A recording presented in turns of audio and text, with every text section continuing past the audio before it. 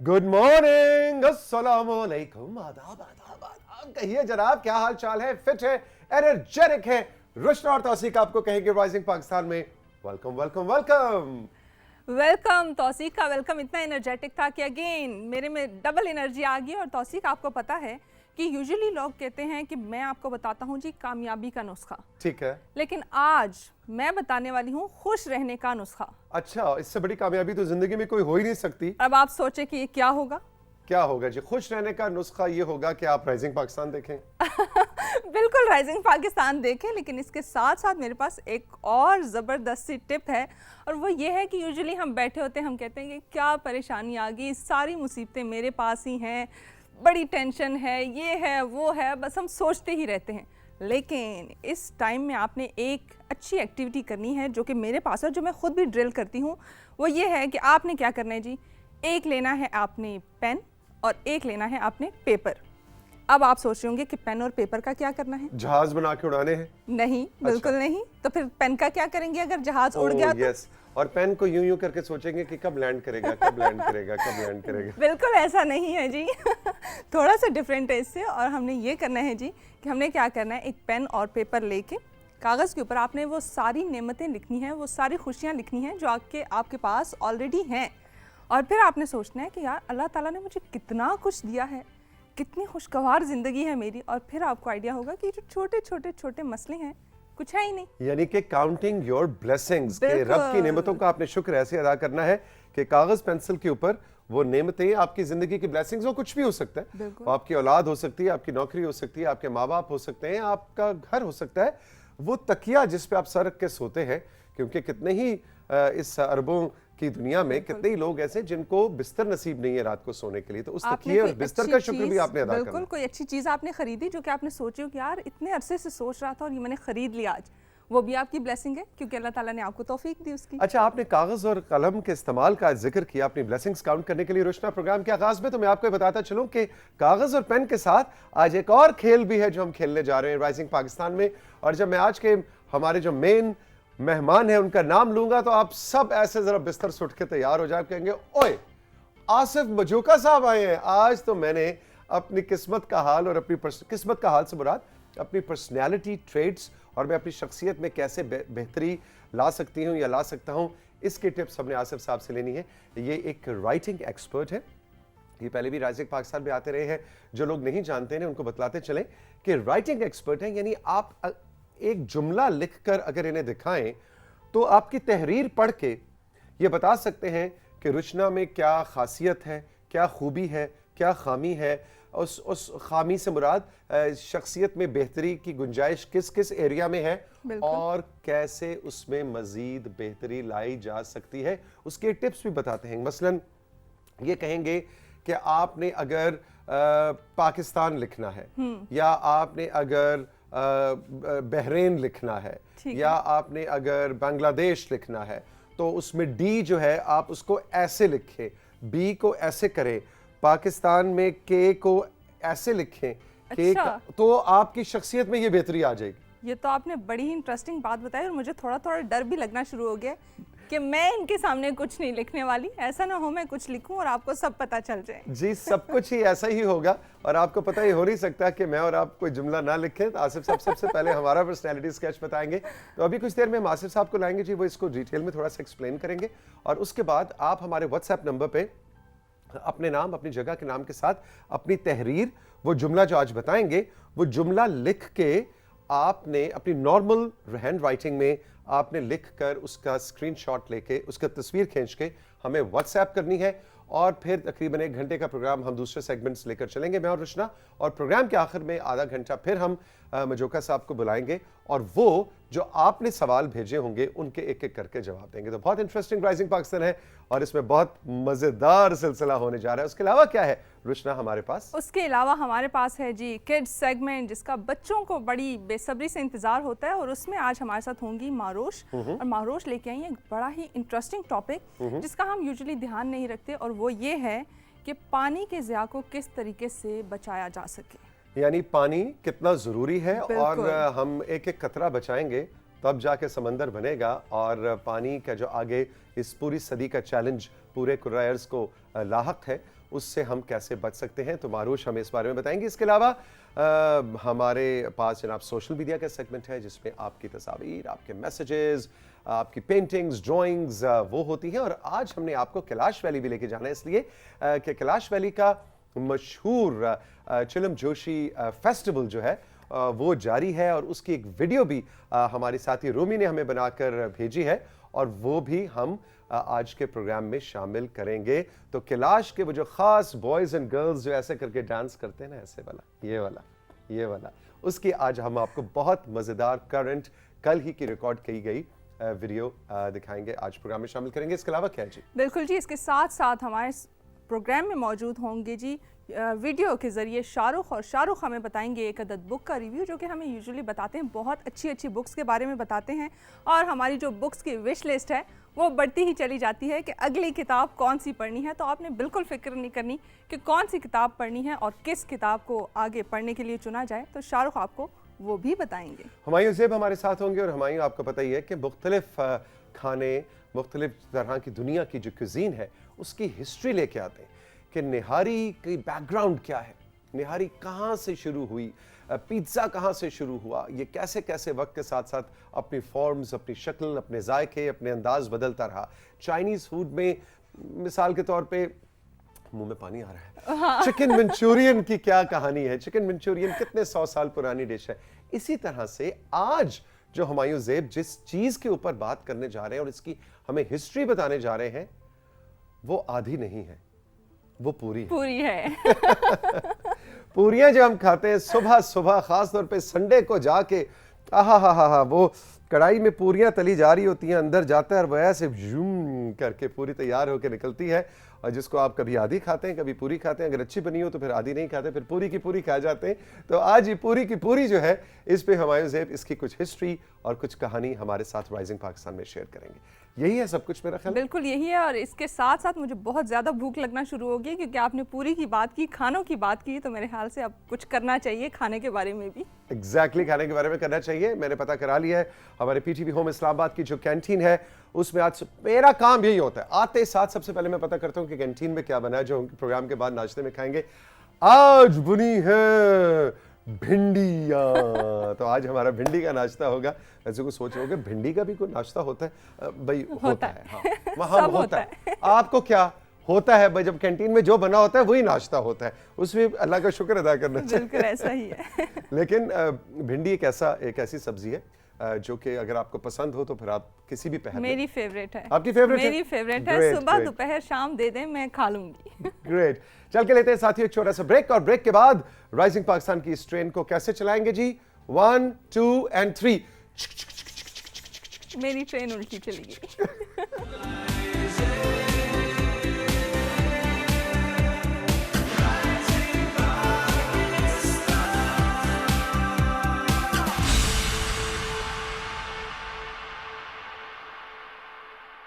Welcome back to rising Pakistan. मेरी प्यारी सी class fellow महरोश आज हमारे साथ मौजूद है और आपके लिए कुछ काम की बातें लेकर आई हैं। ये मत समझिएगा कि आज का जो मौजू है, आज का जो टॉपिक है, आप उसके बारे में सब कुछ जानते हैं, अरे ये तो हमें रोज़ की बात है, पता ही है। नहीं।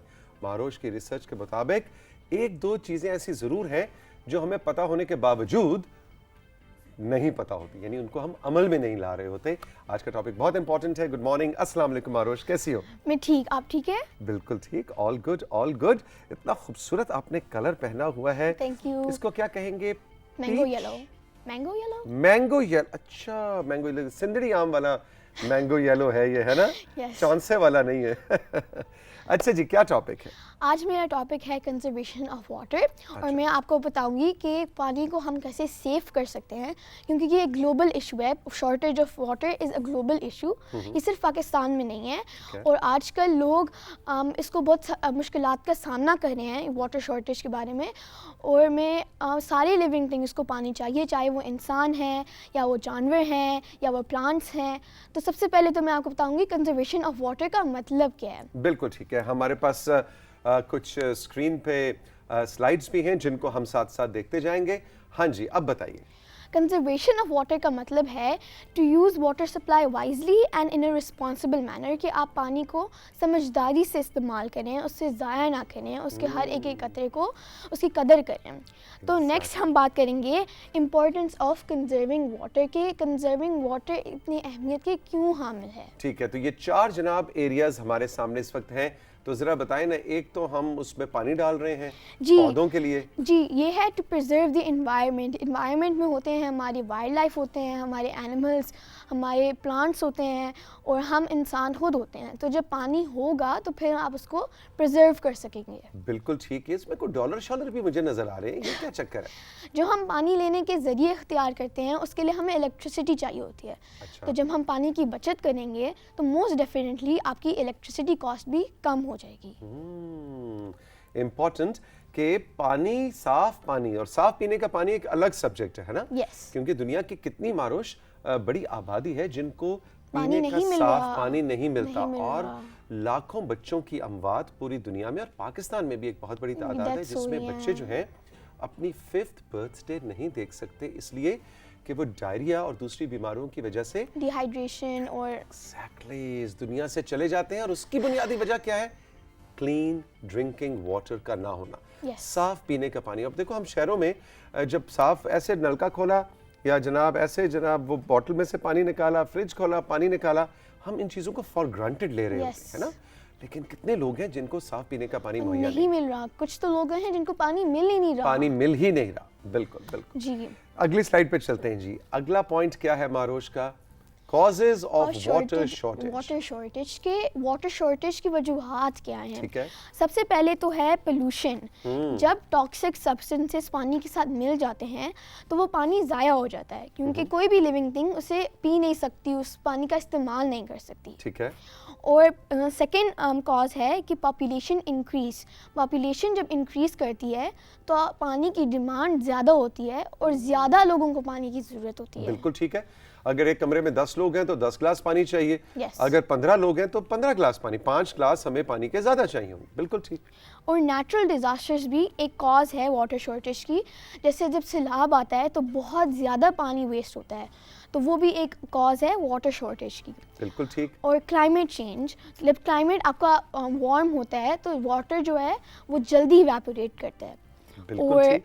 काफ़ी लोग पानी को फॉर ग्रांटेड लेते हैं, जैसे आपने कहा था, तो वो उसका ज़्यादा इस्तेमाल करते हैं। जहाँ 1 बकेट इस्तेमाल कर सकते हैं, लोग 5 बकेट इस्तेमाल करते हैं, जो कि बहुत वो ज़ाया, वो और पानी खास तौर पे जो जब आपने अपने बाथरूम में बाल्टी है पानी की और उससे मग्गों से आपने नहाना है, तब तो फिर कम पानी इस्तेमाल होता है। लेकिन जब आप जनाब ये मजे का शावर ऑन किया और गर्मी में ठंडे ठंडे पानी के नीचे खड़े हुए, तो फिर हम भूल जाते हैं कि पानी ज़ाया भी हो रहा है। और एक ऑप्टिमम लेवल के बाद हम कुछ ज़्यादा ही लग्जरी के अंदर घुस गए हैं और वो पानी कितने और लोग भी इस्तेमाल कर सकते हैं। इन चीज़ों का ध्यान रखना बहुत ज़रूरी है। It is. बिल्कुल बिल्कुल बिल्कुल। अच्छा जी, आगे चलते हैं अगली स्लाइड पे। वैसे वो जो गाड़ियाँ वाड़ियाँ धोई जाती हैं पानी से, उस पर भी बड़ा पानी बहुत ज़्यादा वेस्ट होता है। वो पाइप यूज़ करते हैं ना, तो फिर बहुत ज़्यादा पानी वेस्ट होता है। एग्जैक्टली।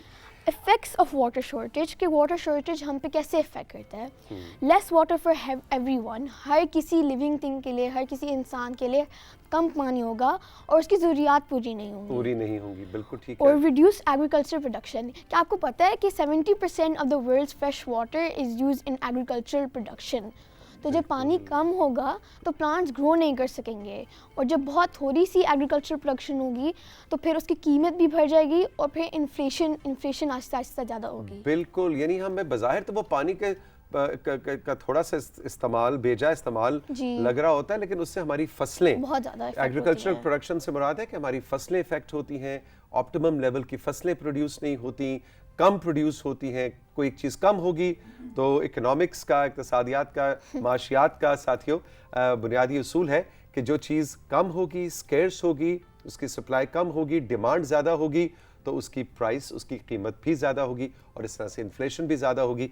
तो बज़ाहिर ये छोटा सा एक मसला लगता है, अरे क्या पानी, अच्छा नलका खो दिए, क्या बच्चे बैठ के सुबह तौसीक अंकल के साथ पानी पानी कर रहे हैं, लेकिन इससे जुड़े हुए बहुत से मसाइल हैं सेहत के और माशियात के और आपकी जेब खर्च के और आपकी जेब पे डायरेक्टली इफेक्ट आता है। यस।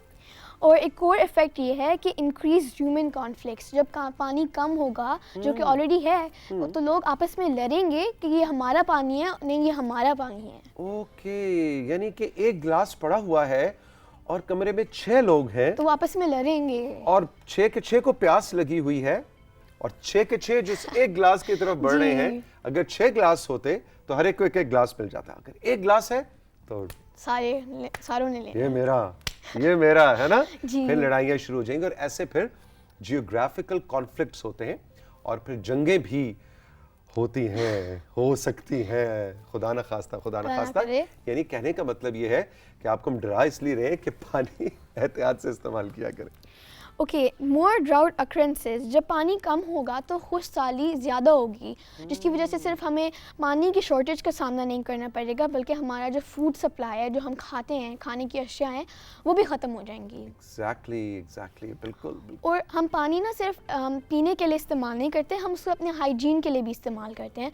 तो हमारी हेल्थ एंड सेफ्टी भी एक रिस्क पे होगी। हम डिजीज़ कॉज हो सकते हैं, जिस तरह डायरिया या डिहाइड्रेशन हो सकती है, तो वो बहुत ज़्यादा इफेक्ट करेगी हमारी हेल्थ पे। बिल्कुल ठीक। अच्छा जी, आगे क्या है? अगली स्लाइड की तरफ चलते हैं कि मारोश हमारे लिए क्या अगली इंफॉर्मेशन लेके आएंगे। ग्लोबल वाटर क्राइसिस, ये क्या मतलब है जी इसका? ग्लोबल वाटर क्राइसिस, जो दुनिया भर में वाटर की शॉर्टेज हो रही है। तो यूनिसेफ एंड WHO के एक अंदाजे के मुताबिक 1.1 बिलियन लोगों को पानी नहीं मिल रहा। ओके, यानी उनकी जरूरत नहीं पूरी हुई, वो उसका इस्तेमाल ही नहीं कर सकते। यानी 1 अरब लोग, 7-8 अरब की दुनिया में से 1 अरब लोग ऐसे हैं। हमें शुक्र भी अदा करना चाहिए कि हमें अगर घर में पानी साफ मिल रहा है ना, तो 1 अरब लोग ऐसे जिनको पानी मुहैया नहीं हो रहा, साफ पानी की सहूलत मुहैया नहीं हो रही। बिल्कुल ठीक। अच्छा जी, वही स्लाइड सुधीर अंकल जरा दोबारा दिखाइएगा। अगला पॉइंट क्या था उसका? यही ग्लोबल क्राइसिस वाली जो स्लाइड थी जी, ये वाली। अच्छा जी, ये क्या है? 1.6 million deaths every year from diseases associated with lack of access to safe drinking water. ये जो भी हम पहले बात कर रहे थे, जब बीमारियां फैलेंगी बिकॉज पानी की कमी की वजह से लोगों की डेथ्स होंगी। एग्जैक्टली, और होती हैं, खासतौर पे बच्चे सबसे ज्यादा इससे इफेक्ट होते हैं। और आखिरी पॉइंट था कि डर्टी वाटर से हर रोज 800 से ज्यादा बच्चे उनकी डेथ्स हो रही हैं। एग्जैक्टली, पूरी दुनिया में। Wow, it's a huge figure, है ना? सिर्फ इस वजह से कि उनको साफ पानी नहीं मिल रहा। 800 एवरी डे पूरी दुनिया में बच्चे जिंदगी की बाजी हार जाते हैं सेफ ड्रिंकिंग वाटर ना होने की वजह से। सुबह सुबह तुमने उदास कर दिया मारोश, ठंडी आहें भरने का दिल कर रहा है। लेकिन ये इम्पोर्टेंट टॉपिक है बहुत, इसको ग्लोबली अवेयरनेस इसकी होनी चाहिए इसकी, इसी तरह तो हम इसको सॉल्व करेंगे। ओके, अच्छा जी, आखिरी स्लाइड की तरफ बढ़ते हैं और देखते हैं कि ये क्या है कि वेज ऑफ कंजर्विंग वाटर। ये छोटे छोटे वेज हैं जिससे आप अपने वाटर को कंजर्व कर सकते हैं, और ये हमारी डिस्कशन का सबसे इम्पॉर्टेंट पार्ट है। तो सबसे पहला ये है कि turn off taps when not in use. जब आपको पानी का इस्तेमाल नहीं करना तो आपसे ज़ाया ना करें, उसके हर एक कतरे की कदर करें। और टेक शॉर्ट शावर, जिस तरह आपने कहा जब हम नहाते हैं तो बहुत ज़्यादा पानी ज़ाया होता है, तो आप बाल्टियों से बकेट से नहाएं ताकि कम पानी ज़ाया हो। और अगर शावर से नहाएं भी तो जरा एहतियात से। ठीक है जी। और थर्ड पॉइंट क्या है? आजकल तो बारिशें इतनी कम हो रही हैं, तो लोगों को चाहिए कि वो बकेट्स रखें, उस पानी को स्टोर कर लें, और फिर वो अपनी कार वॉशिंग के लिए या पीने के लिए भी उसको यूज कर सकते हैं। एग्जैक्टली। मारोश, थैंक यू वेरी मच, बहुत आज आपने हमें अच्छी सजेशंस दी। गुड लक, बहुत बहुत शुक्रिया। सुबह सुबह थोड़ा सा तुमने उदास भी किया, लेकिन सॉल्यूशंस बता के थोड़ा सा खुश भी किया, लेकिन बहुत इंपॉर्टेंट पॉइंट था। हम चल के लेंगे राइजिंग पाकिस्तान में एक छोटा सा ब्रेक के बाद हमारी ज़ेब और आधी पूरी आधी का कुछ चक्कर होने वाला है। चल के देखते हैं ये क्या है।